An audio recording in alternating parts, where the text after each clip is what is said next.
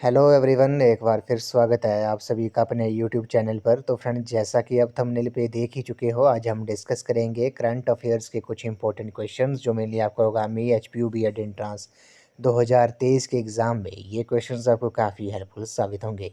तो फ्रेंड्स, आपने करना क्या है, इन क्वेश्चंस के शॉर्ट फॉर्म में नोट्स जरूर बना लेने हैं, क्योंकि रिवीजन के टाइम ये क्वेश्चंस आपको काफ़ी हेल्पफुल साबित होंगे। तो फ्रेंड्स, वीडियो को शुरू करने से पहले अगर आप चैनल पे पहली बार विजिट कर रहे हो तो चैनल को सब्सक्राइब भी जरूर कर दें और बेल आइकन प्रेस करना ना भूलें, ताकि मेरी आने वाली हर वीडियो की नोटिफिकेशन आपके पास सबसे पहले पहुंचे। तो फ्रेंड्स, अगर आप H P U B Ed entrance 2023 की तैयारी कर रहे हो तो इसके लिए मैंने एक अलग से प्लेलिस्ट बनाई है, जिसका जो लिंक है वो मैंने डिस्क्रिप्शन बॉक्स में दे दिया है। आप वहाँ पर जाकर वीडियोस देख सकते हो। वहाँ पर आपको H P U B Ed entrance के रिलेटेड 70+ वीडियोज़ आपको देखने को मिलेंगी। तो फ्रेंड्स, वीडियो को शुरू करते हैं। सबसे पहले हम बात करते हैं अप्रैल महीने के जो इम्पोर्टेंट डे हैं, इम्पोर्टेंट दिवस जो हैं वो कौन कौन से हैं। सबसे पहले बात करते हैं 1 अप्रैल के दिन रिज़र्व बैंक ऑफ इंडिया की स्थापना हुई थी। 1 अप्रैल को ही उड़ीसा स्टेट जो था, उड़ीसा स्टेट की जो स्थापना हुई थी वो भी 1 अप्रैल को ही हुई थी। तो पहले हम अप्रैल और अब मई में मंथ के इम्पोर्टेंट डेज डिस्कस कर लेंगे। 1 अप्रैल को तो रिज़र्व बैंक ऑफ इंडिया की स्थापना हुई थी और उड़ीसा स्टेट की। 2 अप्रैल को विश्व ऑटिज़म जागरूकता दिवस जो है वो मनाया जाता है। उसी तरह 4 अप्रैल को अंतर्राष्ट्रीय खान जागरूकता दिवस मनाया जाता है, ये आपने याद रखना है। उसके बाद हम बात करते हैं 5 मई के दिन। 5 मई के दिन राष्ट्रीय समुद्री दिवस मनाया जाता है। 7 अप्रैल के दिन विश्व स्वास्थ्य दिवस मनाया जाता है, मोस्ट इम्पोर्टेंट है, ये आपने नोट डाउन कर लेना है। वर्ल्ड हेल्थ डे जो है, विश्व स्वास्थ्य दिवस जो है वो 7 अप्रैल को मनाया जाता है। उसी तरह 10 अप्रैल को विश्व होम्योपैथी दिवस जो है वो मनाया जाता है। 11 अप्रैल को राष्ट्रीय सुरक्षित मातृत्व दिवस मनाया जाता है। और 14 अप्रैल को डॉक्टर भीमराव अंबेडकर जयंती जो है वो मनाई जाती है। 18 अप्रैल को विश्व धरोहर दिवस जो है वो मनाया जाता है। 19 अप्रैल को विश्व लीवर दिवस जो है वो मनाया जाता है। उसी तरह 21 अप्रैल को राष्ट्रीय लोक सेवा दिवस जो है वो मनाया जाता है, ये भी आपने याद रखना है। इसमें विश्व स्वास्थ्य दिवस जो है, वर्ल्ड हेल्थ डे जो है वो मोस्ट इम्पोर्टेंट है, क्योंकि यहाँ डे से एक ना एक क्वेश्चन तो पूछा ही जाता है। उसी तरह पृथ्वी दिवस की बात करते हैं। वर्ल्ड अर्थ डे जो है वो कब मनाया जाता है, वो 22 अप्रैल को मनाया जाता है। 23 अप्रैल को विश्व पुस्तक और कॉपीराइट दिवस मनाया जाता है। 24 अप्रैल को राष्ट्रीय पंचायती राज दिवस मनाया जाता है, जबकि 25 अप्रैल को विश्व मलेरिया दिवस जो है वो 25 अप्रैल को मनाया जाता है। 13 अप्रैल को ही जलियांवाला बाग नरसंहार दिवस जो है वो भी मनाया जाता है। जलियांवाला बाग हत्याकांड जो था वो 1919 में हुआ था। ये तो हमने अप्रैल मंथ के इम्पोर्टेंट डेज डिस्कस कर लिए, क्योंकि यहाँ से क्वेश्चन पूछा जाता है। विश्व स्वास्थ्य दिवस जो है वो मोस्ट इम्पोर्टेंट है, वो 7 अप्रैल को मनाया जाता है। अब हम बात करते हैं मई मंथ के जो इम्पोर्टेंट डेज़ हैं वो कौन कौन से हैं। सबसे पहले 1 मई को अंतर्राष्ट्रीय मजदूर दिवस जो है वो मनाया जाता है। 3 मई को प्रेस स्वतंत्रता दिवस मनाया जाता है। 4 मई को कोल माइंस डे मनाया जाता है, जबकि मई के दूसरे संडे को मातृ दिवस जो है वो मनाया जाता है। मोस्ट इम्पोर्टेंट है, 8 मई को विश्व रेड क्रॉस दिवस जो है वो मनाया जाता है, मोस्ट इम्पोर्टेंट है। इस क्वेश्चन को मैं स्टार लगा रहा हूँ। वर्ल्ड रेड क्रॉस डे जो है वो 8 मई को मनाया जाता है। 9 मई को विजय दिवस मनाया जाता है और 9 मई को ही विश्व प्रवासी पक्षी दिवस जो है वो भी मनाया जाता है। 11 मई के दिन राष्ट्रीय प्रौद्योगिकी दिवस जो है वो मनाया जाता है। 12 मई को अंतर्राष्ट्रीय नर्स दिवस जो है वो मनाया जाता है। 15 मई को विश्व परिवार दिवस मनाया जाता है। 17 मई को विश्व दूर संचार दिवस जो है वो मनाया जाता है। 21 मई के दिन एंटी टेररिज्म डे जो है वो मनाया जाता है, जबकि 24 मई को राष्ट्रमंडल दिवस मनाया जाता है और 31 मई आज के दिन ही विश्व तंबाकू निषेध दिवस जो है वो मनाया जाता है। ये तो हमने अप्रैल और मई मंथ के जो इम्पोर्टेंट डेज़ हैं उनके बारे में हमने डिस्कस कर लिया। अब हम कुछ क्वेश्चंस जो हैं, कुछ इम्पोर्टेंट क्वेश्चन जो हैं उनको डिस्कस कर लेते हैं। तो सबसे पहले फ्रेंड्स, आपने 2 क्वेश्चन आपने याद रखने हैं। 2 क्वेश्चन आपने याद रखने हैं कि ऑपरेशन गंगा जो था, ये आपने याद रखना है। ऑपरेशन गंगा जो था वो किससे संबंधित था। ऑपरेशन गंगा आपको पता है, रूस और यूक्रेन के बीच युद्ध चला हुआ है। ऑपरेशन रूस और यूक्रेन के बीच में युद्ध चला हुआ है। वहाँ पर जो फंसे भारतीय हैं, भारतीयों को निकालने के लिए भारत सरकार ने ऑपरेशन गंगा चलाया था, ये आपने नोट डाउन कर लेना है। ऑपरेशन गंगा जो है वो रूस यूक्रेन में फंसे भारतीयों को निकालने के लिए गवर्नमेंट ऑफ इंडिया भारत सरकार द्वारा ऑपरेशन गंगा चलाया गया था, सुरक्षित निकालने के लिए भारतीय नागरिकों को। उसी तरह अभी आपने हाल ही में सुना होगा ऑपरेशन कावेरी जो है, ऑपरेशन कावेरी की बात कर लेते हैं। ऑपरेशन कावेरी जो है वो क्या है, तो सूडान में चले गृह युद्ध, ये आपने याद रखना है। जो सूडान में गृह युद्ध चला हुआ है, वहाँ पर सूडान में जो फंसे भारतीय हैं उनको सुरक्षित निकालने के लिए गवर्नमेंट ऑफ इंडिया भारत सरकार ने ऑपरेशन कावेरी जो है वो चलाया था, ये आपने याद रखना है। तो ऑपरेशन कावेरी जो है वो सूडान में फंसे भारतीयों को निकालने से संबंधित है, रिलेटेड है। ऑपरेशन गंगा जो था वो रूस और यूक्रेन के बीच युद्ध जो चला हुआ है, उसमें रूस और यूक्रेन में जो भारतीय फंसे हुए हैं उनको सुरक्षित निकालने के लिए गवर्नमेंट ऑफ इंडिया भारत सरकार ने ऑपरेशन गंगा जो था वो चलाया हुआ था। अब कुछ इंपॉर्टेंट क्वेश्चन डिस्कस कर लेते हैं, जैसे international girls in ICT day जो की थीम क्या थी, तो इसकी जो थीम थी वो क्या थी, वो डिजिटल स्किल्स फॉर लाइफ, ये आपने याद रखना है। डिजिटल स्किल्स फॉर लाइफ जो थी वो international girls in ICT day 2023 की थीम थी। आपको पता है 27 अप्रैल को international girls in ICT day जो है वो मनाया जाता है। अगले प्रश्न पे चलते हैं, किस संस्था ने प्रोमोटिंग मिल्स इन डाइट्स रिपोर्ट जारी की थी, तो प्रोमोटिंग मिल्स इन डाइट्स जो रिपोर्ट थी वो नीति आयोग ने जारी की थी, ये आपने याद रखना है। नेक्स्ट क्वेश्चन पे चलते हैं, वॉशिंगटन घोषणा जो है वो वॉशिंगटन डिक्लेरेशन एक द्विपक्षीय समझौता है जिस पर अमेरिका और किस देश के बीच हस्ताक्षर हुए थे, तो वो दक्षिण कोरिया के बीच में हुए थे, ये आपने याद रखना है। नेक्स्ट क्वेश्चन पे चलते हैं, अगले क्वेश्चन में बोला गया कि कौन सा शहर जो है वो क्वाड समिट 2023 का मेजबान है। मोस्ट इंपॉर्टेंट क्वेश्चन है, इस क्वेश्चन को आपने स्टार लगा लेना है। तो सिडनी जो शहर है वो क्वाड समिट 2023 का मेजबान है। तो सिडनी जो है इस क्वेश्चन का राइट आंसर है। और क्वाड समिट का जो आयोजन था वो इस साल 24 मई को सिडनी में किया गया है, ये आपने याद रखना है। क्वाड में कौन कौन सी कंट्री शामिल है, इसमें इस ग्रुप में अमेरिका, ऑस्ट्रेलिया, भारत और जापान जो है वो 4 कंट्रीज़ जो हैं वो शामिल है क्वाड में। अगले प्रश्न में चलते हैं, किस कंपनी को हाल ही में नवरत्न सीपीएसई का दर्जा दिया गया है, तो रेल विकास निगम लिमिटेड जो निगम को नवरत्न सीपीएसई का दर्जा प्रदान किया गया है। अगले प्रश्न पे चलते हैं, भारत ने किस देश के साथ मिलकर net zero innovation virtual centre launch किया है, तो यूनाइटेड किंगडम जो है इस क्वेश्चन का राइट आंसर है। अगले प्रश्न पे चलते हैं, किस केंद्रीय मंत्रालय ने सिटी ब्यूटी कंपटीशन पोर्टल जो है वो लॉन्च किया है, तो इस क्वेश्चन का जो राइट आंसर होगा वो आपका ऑप्शन, वो आवास और शहरी मामलों के मंत्रालय ने सिटी ब्यूटी कंपटीशन पोर्टल जो है वो लॉन्च किया है। अगले प्रश्न पे चलते हैं, किस संस्था ने preparedness and resilience for emerging threats जो है इनिशिएटिव लॉन्च किया है, तो ये WHO ने किया है, वर्ल्ड हेल्थ ऑर्गेनाइजेशन ने। अगला है, कार्यस्थल पर सुरक्षा और स्वास्थ्य के लिए विश्व दिवस कब मनाया जाता है, तो 28 अप्रैल के दिन कार्यस्थल पर सुरक्षा और स्वास्थ्य के लिए विश्व दिवस जो है वो मनाया जाता है। अगले प्रश्न पे चलते हैं, प्रोटेक्ट हॉर्नबिल्स प्रोजेक्ट जो है वो में कौन सी जनजाति प्रमुख भूमिका निभा रही है, तो नियशी जो जनजाति है वो प्रोटेक्ट हॉर्नबिल्स प्रोजेक्ट में मुख्य भूमिका निभा रही है। अगले प्रश्न पे चलते हैं, इसमें बोला गया कि नेशनल मैन्युफैक्चरिंग इनोवेशन सर्वे NMIS 2021-22 के अनुसार सबसे इनोवेटिव राज्य कौन सा है, तो कर्नाटक जो है इस क्वेश्चन का राइट आंसर है। नेशनल मैन्युफैक्चरिंग इनोवेशन सर्वे जो है इसके अनुसार कर्नाटक जो है वो इनोवेटिव राज्य है। अगले प्रश्न पे चलते हैं, किस राज्य में मतदाताओं के निर्बाध नामांकन के लिए चुनाव आयोग द्वारा मतदाता हेल्पलाइन ऐप पेश किया है, तो कर्नाटक जो है इस क्वेश्चन का राइट आंसर होगा। अगले प्रश्न में चलते हैं, विश्व पशु चिकित्सा दिवस जो है वर्ल्ड वेटनरी डे जो है वो कब मनाया जाता है, ये 29 अप्रैल के दिन मनाया जाता है, ये अभी हमने डिस्कस किया। उसी तरह प्रोजेक्ट 15V क्लास के भारतीय नौसेना के तीसरे स्वदेशी स्टेल्थ डिस्ट्रॉयड का नाम क्या है, तो INS इम्फाल जो है इसका नाम है, ये आपने याद रखना है। अगला है, अधिकांश अरबी गोंद सोहेल क्षेत्र से प्राप्त किया जाता है जो किस देश से होकर गुजरता है, तो वो सूडान के देश से होकर गुजरता है। अगला प्रश्न है, किस राज्य, मोस्ट इंपॉर्टेंट है, किस राज्य केंद्र शासित प्रदेश ने आदर्श कॉलोनी पहल जो है वो लॉन्च की है, तो ये उड़ीसा स्टेट ने की है, ये आपने याद रखना है। आदर्श कॉलोनी पहल जो है वो उड़ीसा स्टेट ने लॉन्च की थी। अगला है, रणजीत गुहा जो है जिनका हाल ही में निधन हुआ, किस पेशे से जुड़े हुए थे, तो ये इतिहासकार थे, ये आपने याद रखना है। नेक्स्ट क्वेश्चन पे चलते हैं, बिहान मेला जो है वो गोंड जनजाति द्वारा किस राज्य में मनाए जाने वाला वार्षिक उत्सव है, तो ये आपका उड़ीसा उड़ीसा जो है इस क्वेश्चन का राइट आंसर होगा। बिहान मेला जो है वो कोंद जनजाति द्वारा उड़ीसा स्टेट में मनाया जाने वाला ये वार्षिक उत्सव है।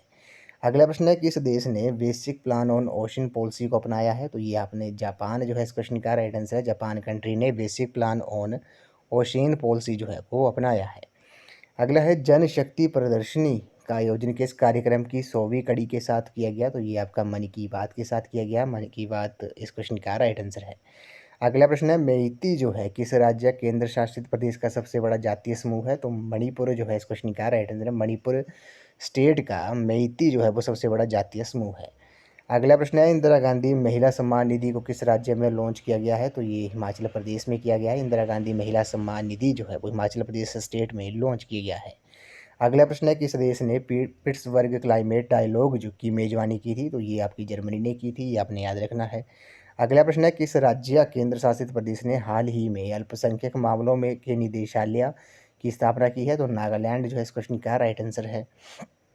अगले प्रश्न में चलते हैं, किस राज्य ने समर्पित बुनियादी ढांचा विकास निगम इंफ्रास्ट्रक्चर डेवलपमेंट कॉरपोरेशन की स्थापना की है? तो महाराष्ट्र स्टेट ने की है, ये आपने याद रखना है। नेक्स्ट क्वेश्चन है, डोकी लैंड पोर्ट जो है वो जिसका हाल ही में उद्घाटन किया गया भारत और किस देश के बीच स्थित है? तो ये बांग्लादेश के बीच में स्थित है। अगले प्रश्न में चलते हैं, किस संस्था ने agriculture and market information system की स्थापना की है? तो FAO जो है इस क्वेश्चन का राइट आंसर है। खाद्य और कृषि संगठन जो है इस क्वेश्चन का राइट आंसर है।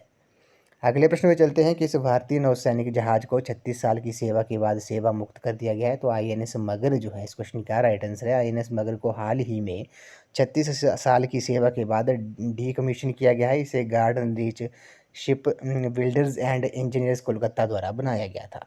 अगला प्रश्न है, किस देश ने मशीन्स कैन सी 2023 समिट की मेजबानी की? तो संयुक्त अरब अमीरत जो है इस क्वेश्चन का राइट आंसर है। संयुक्त अरब अमीरत ने मशीन्स कैन सी 2023 समिट की जो थी वो मेजबानी की थी। अगला प्रश्न है, किस बैंक ने किस संस्था ने बैंक फॉर इंटरनेशनल सेटलमेंट्स के साथ मिलकर G20 टेक स्प्रिंट लॉन्च की? तो रिजर्व बैंक ऑफ इंडिया जो है इस क्वेश्चन का राइट आंसर है। अगला प्रश्न है, इसमें बोला गया कि किस देश की 11 साल बाद अरब लीग में वापसी हुई? तो सीरिया जो है इस क्वेश्चन का राइट आंसर है। सीरिया कंट्री की 11 साल बाद अरब लीग में वापसी हुई है। अगला प्रश्न है, आकाशवाणी किस संस्था का स्थायी नाम होगा? तो ये आपका ऑल इंडिया रेडियो का अब ऑल इंडिया रेडियो संस्था का जो स्थायी नाम होगा वो आकाशवाणी होगा, ये आपने याद रखना है। भारत सरकार ने हाल ही में घोषणा की कि सार्वजनिक प्रसारक ऑल इंडिया रेडियो विशेष रूप से आकाशवाणी के रूप में जाना जाएगा। पहले इन दो नामों का परस्पर उपयोग किया जाता था। 262 से अधिक रेडियो स्टेशनों के नेटवर्क के साथ ऑल इंडिया रेडियो भारत के 92% क्षेत्र और इसकी लगभग पूरी आबादी के लिए उपलब्ध है। अगला प्रश्न है, किस राज्य ने डचेन मस्कुलर डिस्ट्रोफी से पीड़ित मरीजों को 10 लाख रुपए की वित्तीय सहायता की घोषणा की? तो उड़ीसा जो है इस क्वेश्चन का राइट आंसर हो जाएगा। अगला प्रश्न है, बच्चों के लिए डिजिटल स्वास्थ्य कार्ड प्रदान करने वाला पहला राज्य कौन सा है? तो ये उत्तर प्रदेश है। नेक्स्ट क्वेश्चन पे चलते हैं, कौन सी सैन्य इकाई अंशकालिक स्वयंसेवकों के साथ एक सहायक संगठन है जो भारतीय सेना की सहायता करती है? तो प्रादेशिक सेना जो है इस क्वेश्चन का राइट आंसर है। अगले प्रश्न पे चलते हैं, किस संस्था ने रेस टू नेट जीरो शीर्षक से एक रिपोर्ट जारी की? तो UNESCAP जो है इस क्वेश्चन का राइट आंसर है। बैंकॉक स्थित UN economic and social commission for Asia and the Pacific ने हाल ही में रेस टू नेट जीरो शीर्षक से एक रिपोर्ट जारी की। इस रिपोर्ट के अनुसार एशिया प्रांत के अधिकांश देश चरम मौसम की घटनाओं और प्राकृतिक आपदाओं का सामना करने के लिए अपर्याप्त रूप से तैयार हैं। अगले प्रश्न में चलते हैं, किस देश द्वारा प्रथम चीन मध्य एशिया शिखर सम्मेलन की मेजबानी की जाएगी? तो चीन जो है इस क्वेश्चन का राइट आंसर हो जाएगा। नेक्स्ट क्वेश्चन पे चलते हैं, किस राज्य केंद्र शासित प्रदेश ने जगनानुक चेमुदम कार्यक्रम का शुभारंभ किया? तो ये आंध्र प्रदेश स्टेट ने किया है, ये आपने याद रखना है। अगला प्रश्न है, हाल ही में खबरों में रहा प्रोजेक्ट स्मार्ट किस केंद्रीय मंत्रालय से संबंधित है? तो ये शहरी मामले मंत्रालय रेलवे मंत्रालय से ये संबंधित है प्रोजेक्ट स्मार्ट जो है। अगला है, साइबर सुरक्षित भारत किस संस्था केंद्रीय मंत्रालय की पहल है? तो ये इलेक्ट्रॉनिक्स और IT मंत्रालय की पहल है, ये आपने याद रखना है। अगले प्रश्न में चलते हैं, भारत ने किस देश के साथ एक मोबिलिटी समझौते पर हस्ताक्षर किए जो 42,000 भारतीयों को काम करने की अनुमति देगा? तो ये इजराइल जो है इस क्वेश्चन का राइट आंसर है। नेक्स्ट क्वेश्चन में चलते हैं, किस अंतरिक्ष एजेंसी ने एओल्स सैटेलाइट जो है वो विकसित किया है? तो ये ESA ने किया है। ईएसए द्वारा विकसित सबसे प्रभावी मौसम उपग्रह में से एक है। ये वर्तमान में पृथ्वी के वायुमंडल में के लौटने के पथ पर है। इसे नई अंतरिक्ष प्रौद्योगिकी का प्रदर्शन करने के लिए डिज़ाइन किया गया था। 1360 किलोग्राम का ये उपग्रह पृथ्वी पर टकराने जा रहा है। अगले प्रश्न में चलते हैं, किस राज्य ने स्टेट रोबोटिक्स फ्रेमवर्क लॉन्च किया है? तो ये तेलंगाना स्टेट ने किया है। अगला प्रश्न है, किस कंपनी ने वेटसोनक्स एआई और डेटा प्लेटफॉर्म लॉन्च किया है? तो आईबीएम ने किया है। अगले प्रश्न में चलते हैं, भारत का पहला पोड टैक्सी प्रोजेक्ट पाने वाला जो पहला राज्य है वो कौन सा है? वो उत्तर प्रदेश है, यूपी है। अगले प्रश्न में चलते हैं, युगे युगीन भारतीय राष्ट्रीय संग्रहालय किस राज्य केंद्र शासित प्रदेश में स्थित है? तो ये नई दिल्ली में है। युगे युगीन भारतीय राष्ट्रीय संग्रहालय जो है वो दिल्ली में, नई दिल्ली में स्थित है। अगला प्रश्न है, किस संस्थान ने आई ड्रोन इनिशिएटिव के तहत ब्लड बैग डिलीवरी का ट्रायल रन सफलतापूर्वक किया? तो आईसीएमआर ने किया है, Indian council of medical research ने। अगले प्रश्न में चलते हैं, किस शहर ने पूर्वोत्तर राज्यों में भूमि शासन पर राष्ट्रीय सम्मेलन की मेजबानी की? तो गुवाहाटी ने की थी, असम स्टेट में पड़ता है। अगला है, किस केंद्रीय मंत्रालय ने हरित सागर दिशा निर्देश 2023 लॉन्च किए? तो ये बंदरगाह, नौ वहन और जलमार्ग मंत्रालय ने। अगले प्रश्न में चलते हैं, आयुष्मान असम मुख्यमंत्री जन आरोग्य योजना किस राज्य की पहल है? तो ये असम स्टेट की है। नेक्स्ट क्वेश्चन पे चलते हैं, कौन सा देश छठे हिंद महासागर सम्मेलन आईओसी का मेजबान है? तो बांग्लादेश जो है इस क्वेश्चन का राइट आंसर है। अगले प्रश्न पे चलते हैं, विश्व जन स्वास्थ्य संगठन ने किस बीमारी के लिए 10 महीने लंबे वैश्विक स्वास्थ्य आपातकाल की समाप्ति की घोषणा की? तो एम पॉक्स जो है इसे क्वेश्चन का राइट आंसर है। इसे मंकी पॉक्स भी कहा जाता है, एक वायरल बीमारी है जो तरल पदार्थों के सीधे संपर्क में फैलती है। विश्व स्वास्थ्य संगठन ने हाल ही में इस बीमारी के लिए 10 महीने लंबे वैश्विक स्वास्थ्य आपातकाल की समाप्ति की घोषणा की। नेक्स्ट है, एससीओ स्टार्टअप फोरम 2023 का आयोजन किस शहर में किया गया? ये नई दिल्ली में किया गया। नेक्स्ट क्वेश्चन पे चलते हैं, एक नई रिपोर्ट के अनुसार किस देश में पिछले 2 दशकों में प्रति व्यक्ति ई कचरा ई वेस्ट 3 गुना हो गया है? तो कनाडा जो है इस क्वेश्चन का राइट आंसर है।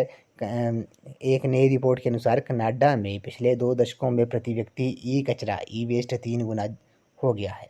अगला प्रश्न है, किस देश ने भारतीय प्रधानमंत्री नरेंद्र मोदी को राजकीय यात्रा पर आमंत्रित किया है? तो अमेरिका जो है इस क्वेश्चन का राइट आंसर है। राजकीय यात्रा स्टेट विजिट राज्य या सरकार के प्रमुख के नेतृत्व में विदेशी देशों की यात्रा है। प्रधानमंत्री नरेंद्र मोदी अमेरिका राष्ट्रपति जो बाइडेन के निमंत्रण के बाद 22 जून को राजकीय यात्रा पर अमेरिका जाएंगे। अगला प्रश्न है, संयुक्त राष्ट्र अनिवार्य स्वास्थ्य विकास लक्ष्यों के स्थानीयकरण को अपनाने वाला पहला भारतीय शहर कौन सा है? भोपाल है, इस क्वेश्चन का राइट आंसर है। अगला प्रश्न है, हाल ही में अखबारों में ई रेट्रोफिटमेंट जो है किस क्षेत्र से जुड़ा हुआ है? तो इलेक्ट्रिक मोबिलिटी से जुड़ा हुआ है।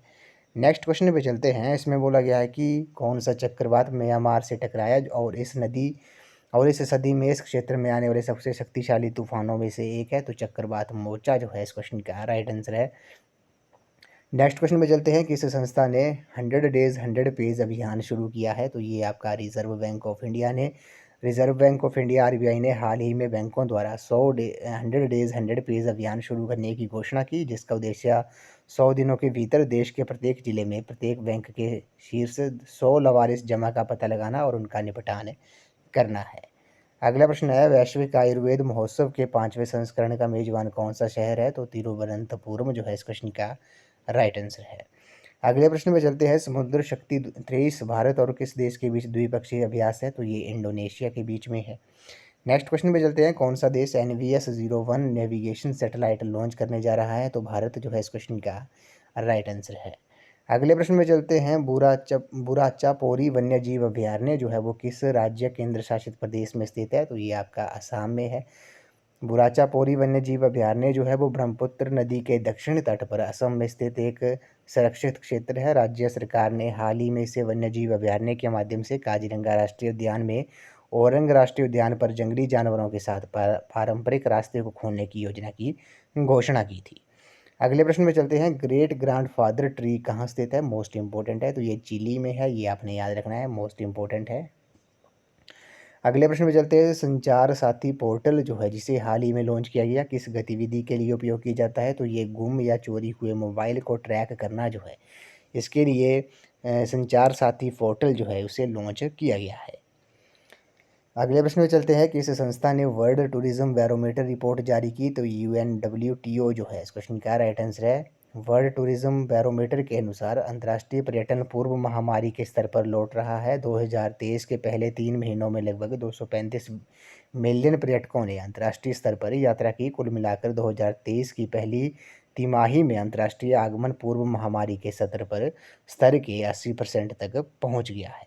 अगला प्रश्न है, किस शहर ने राष्ट्रीय ऊर्जा प्रबंधन केंद्र नेशनल एनर्जी मैनेजमेंट सेंटर की स्थापना की है? तो REMC लिमिटेड ने की है।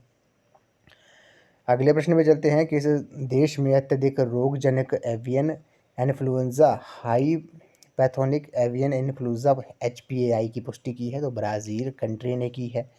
अगला है, किस केंद्रीय मंत्रालय ने मेरी लाइफ मेरा स्वच्छ शहर जो अभियान जो है वो शुरू किया है? तो आवास और शहरी मामलों के मंत्रालय ने मेरी लाइफ मेरा स्वच्छ शहर अभियान जो है वो शुरू किया है। अगला है, प्रवासन के लिए अंतर्राष्ट्रीय संगठन की पहली महिला महानिदेशक एमी पोप किस देश से हैं? तो वो अमेरिका से हैं। अगला प्रश्न है, किस देश ने world economic situation and prospect report जारी की है? तो UN ने की है, यूनाइटेड नेशंस ने की है। अगला है, किस राज्य ने संयुक्त बाढ़ राहत अभ्यास जल राहत की मेजबानी की? तो असम स्टेट ने की है।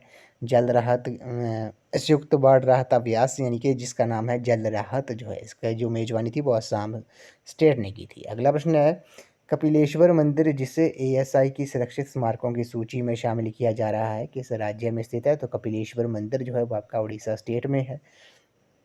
उड़ीसा स्टेट में है। तो कपिलेश्वर मंदिर उड़ीसा के भुवनेश्वर में स्थित है, जिसे ASI के सुरक्षित स्मारकों की सूची में शामिल किया गया। 5वीं शताब्दी के पुराने कपिलेश्वर मंदिर की 14वीं शताब्दी में गर्जपात कपिलेंद्र देव द्वारा जीर्णोद्धार किया गया था और ये अपनी नक्काशी और वास्तुकला के लिए प्रसिद्ध है।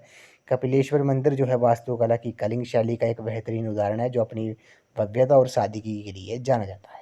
अगला है, किस संस्था ने turning of the tap how the world can and plastic pollution and create a circular economy report जारी की? तो UNEP ने की थी, ये आपने याद रखना है। अगला प्रश्न है, लोगिसैम 23 राष्ट्रीय लॉजिस्टिक्स प्रबंधन संगोष्ठी का मेजबान कौन सा शहर है? तो नई दिल्ली है, ये आपने याद रखना है।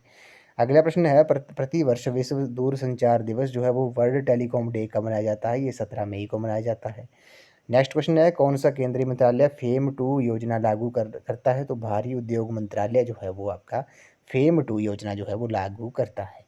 अगला है, रॉबर्ट ई लुकास जिनका हाल ही में निधन हुआ, किस क्षेत्र से जुड़े थे? तो ये अर्थशास्त्र इकोनॉमिक्स से जुड़े हुए थे। अगला प्रश्न है, लिंडा याकारिनो जो है वो किस मल्टीनेशनल कंपनी का CEO नामित किया गया है? तो ट्विटर का इन्हें CEO नामित किया गया है। अगला है, ऑपरेशन ध्वस्त जो है, ऑपरेशन ध्वस्त का आयोजन किस संस्था द्वारा किया गया? तो ये राष्ट्रीय जांच एजेंसी यानी कि नेशनल NIA द्वारा ऑपरेशन ध्वस्त जो है उसे आयोजन जो था वो NIA द्वारा इसका आयोजन किया गया था। अगला है, हाल ही में खबरों में रहा नवेगाम नागजीरा टाइगर रिजर्व जो है वो किस राज्य केंद्र शासित प्रदेश में स्थित है? तो ये महाराष्ट्र में स्थित है। अगले प्रश्न पे चलते हैं, किस राज्य ने हाल ही में निषिद्ध सूची में राज्य के बिंदीदार भूमि को हटाना शुरू किया है? तो वो आंध्र प्रदेश ने किया है। अगला है, कौन सा देश HIV की रोकथाम के लिए इस्तेमाल की जाने वाली लॉन्ग एक्टिंग कैविटिग्रेविर दवा के जेनेरिक संस्करण का निर्माण करने जा रहा है? तो वो दक्षिण अफ्रीका कंट्री है। नेक्स्ट क्वेश्चन है, किस संस्था ने global annual to decadal climate update जारी किया है? तो वो WMO ने किया है। नेक्स्ट क्वेश्चन पे चलते हैं, 2023 में G7 शिखर सम्मेलन का मेजबान जो है वो कौन सा शहर है, वो कौन सा देश है? वो जापान है, ये आपने याद रखना है। G7 की जो फुल फॉर्म होती है वो ग्रुप ऑफ 7 होती है। अगला है, किस देश ने एशियाई उत्पादन पर निर्भरता को कम करने के लिए सेमीकंडक्टर रणनीति जो है का अनावरण किया है? तो यूनाइटेड किंगडम ने किया है। नेक्स्ट क्वेश्चन है, किस संस्था ने वर्ल्ड हेल्थ स्टैटिस्टिक्स 2023 जारी की? तो वो WHO ने की, वर्ल्ड हेल्थ ऑर्गेनाइजेशन ने। अगला है, हाल ही में खबरों में रहा व्लादिवोस्तोक बंदरगाह किस देश में स्थित है? तो ये रूस कंट्री में स्थित है। अगला है, नदी आधारित धार्मिक पर्यटन सर्किट किस शहर के पास स्थित 7 महत्वपूर्ण धार्मिक स्थलों को जोड़ेगा? तो ये गुवाहाटी को जोड़ेगा। अगला है, किस राज्य ने सड़कों के गड्ढों से मुक्त बनाने के लिए पैच रिपोर्टिंग ऐप लॉन्च किया है? तो वो उत्तराखंड स्टेट ने किया है, ये आपने याद रखना है। अगला है, सिटी ऑफ डेड यूनेस्को विश्व धरोहर स्थल किस देश में स्थित है? तो सिटी ऑफ डेड जो है वो आपका मिस्र में स्थित है, इजिप्ट में। अगला है, हाल ही में खबरों में रहा सेंडाई फ्रेमवर्क जो है वो किस क्षेत्र से जुड़ा हुआ है? तो वो आपदा जोखिम से जुड़ा हुआ है। अगला है, गेम्स स्टार्टअप चैलेंज जो है वो किस संस्था द्वारा लॉन्च किया गया था? तो वो GRSC द्वारा किया गया था, ये आपने याद रखना है। नेक्स्ट है, अमेरिका ने किस देश के साथ रक्षा सहयोग समझौते पर हस्ताक्षर किए हैं? तो पापुआ न्यू गिनी जो है उसके साथ अमेरिका ने रक्षा सहयोग समझौते पर हस्ताक्षर किए हैं। अमेरिका और पापुआ न्यू गिनी ने हाल ही में एक रक्षा सहयोग समझौते पर हस्ताक्षर किए। ये प्रशांत द्वीप राष्ट्र की रक्षा क्षमताओं को बढ़ाएगा और अमेरिका के लिए अपनी सेना को प्रशिक्षित करना आसान होगा। अगला है, वैज्ञानिकों ने किस देश में भेड़िया कुत्ते संकरण की पहली बार आनुवंशिक पहचान की खोज की है? तो भारत में की है। ऑप्शन भारत जो है इस क्वेश्चन का राइट आंसर है। नेक्स्ट क्वेश्चन है, उड़ान 5.1 योजना किस केंद्रीय मंत्रालय द्वारा शुरू की गई है? तो नागरिक उड्डयन मंत्रालय द्वारा इसे शुरू किया गया है। अगला है, शीर्ष 500 वैश्विक सुपर कंप्यूटिंग सूची में किस भारतीय सुपर कंप्यूटर को 75वें स्थान पर रखा गया है? तो एरावत जो है इस क्वेश्चन का राइट आंसर है। नेक्स्ट क्वेश्चन है, ट्रांसपोर्ट आउटलुक 2023 किस संस्था द्वारा जारी किया गया है? तो ये ITF द्वारा जारी किया गया है। अगला है, अंतर्राष्ट्रीय वोकर पुरस्कार जीतने वाली जॉर्जी गोस्पोडिनोव जो है वो किस देश से संबंधित है? वो बुल्गारिया कंट्री से संबंधित है। अगला है, इस वीडियो का लास्ट क्वेश्चन है, किस देश ने ट्रेन द्वारा कवर किए जा सकने वाले सबसे छोटे रूटों पर घरेलू उड़ानों पर प्रतिबंध लगा दिया है? तो वो फ्रांस ने लगा दिया है। फ्रांस सरकार ने हाल ही में छोटे मार्गों पर घरेलू उड़ानों पर प्रतिबंध लगा दिया है, जिन्हें ट्रेन द्वारा 2.5 घंटे से कम समय में कवर किया जाता है। इसमें विमानन क्षेत्र से उत्सर्जन कम होने की उम्मीद है। तो फ्रेंड्स, आज की इस वीडियो में बस इतना ही। आज हमने करंट अफेयर्स के कुछ इंपॉर्टेंट क्वेश्चंस डिस्कस किए, कुछ इंपॉर्टेंट डेज़ जो हैं, अब मेनली अप्रैल और मई मंथ के जो इंपॉर्टेंट डेज़ थे उनको भी हमने इस वीडियो में डिस्कस किया, डिटेल में डिस्कस किया, ताकि आपको आने वाले एग्ज़ाम में ये क्वेश्चंस आपको काफ़ी हेल्पफुल साबित हो। 5 से 7 क्वेश्चन तो करंट अफेयर्स के पूछे ही जाते हैं HPU BEd एंट्रेंस में, तो उसके पॉइंट ऑफ व्यू से क्वेश्चन आपको काफ़ी हेल्पफुल साबित होंगे। तो फ्रेंड्स, आपने याद रखना है जो ऑपरेशन गंगा जो था वो रूस और यूक्रेन के बीच चल रहे युद्ध में रूस और यूक्रेन से भारतीयों को सुरक्षित निकालने के लिए गवर्नमेंट ऑफ इंडिया, भारत सरकार ने ऑपरेशन गंगा चलाया था। जबकि ऑपरेशन कावेरी किससे संबंधित है? ऑपरेशन कावेरी जो है वो सूडान में चल रहे गृह युद्ध जो हो रहा है सूडान में, वहाँ से भारतीयों को सुरक्षित निकालने के लिए भारत सरकार द्वारा ऑपरेशन कावेरी चलाया गया था। उसी तरह ग्रुप G7 की बात करते हैं। G7 यानी कि ग्रुप ऑफ 7 जो है उसकी 2023 की जो मेज़बानी थी वो किस कंट्री ने की थी? वो जापान ने की थी। G20 2023 की जो मेज़बानी कर रहा है, ग्रुप ऑफ 20 की जो मेज़बानी कर रहा है वो भारत कर रहा है, इंडिया कर रहा है, ये आपने याद रखना है। तो फ्रेंड्स, आज की इस वीडियो में बस इतना ही। आई होप आपको ये वीडियो पसंद आई होगी, तो वीडियो को लाइक शेयर एंड कमेंट जरूर कर दें और चैनल को सब्सक्राइब कर दें। अगर आपको अगर आप अगर आप HPU BEd एंट्रेंस 2023 की तैयारी कर रहे हो तो इसके लिए मैंने एक अलग से प्लेलिस्ट बनाई है, जिसका जो लिंक है वो मैंने डिस्क्रिप्शन बॉक्स में दे दिया है। आप वहाँ पर जाकर वीडियोज़ देख सकते हो। वहाँ पर आपको HPU BEd एंट्रेंस के रिलेटेड 80+ वीडियोज़ आपको देखने को मिलेंगी। सभी सेक्शंस की वीडियोज़ आपको वहाँ देखने को मिलेंगी। National commissions and committees on education, teaching aptitude and attitude, HPG के हिंदी, इंग्लिश, मैथ सभी सेक्शंस की वीडियोज़ आपको वहाँ देखने को मिलेगी। तो फ्रेंड्स, आज की इस वीडियो में बस इतना ही। आई होप आपको ये वीडियो पसंद आई होगी, तो वीडियो को लाइक शेयर एंड कमेंट जरूर कर दें। तो थैंक यू फ्रेंड्स।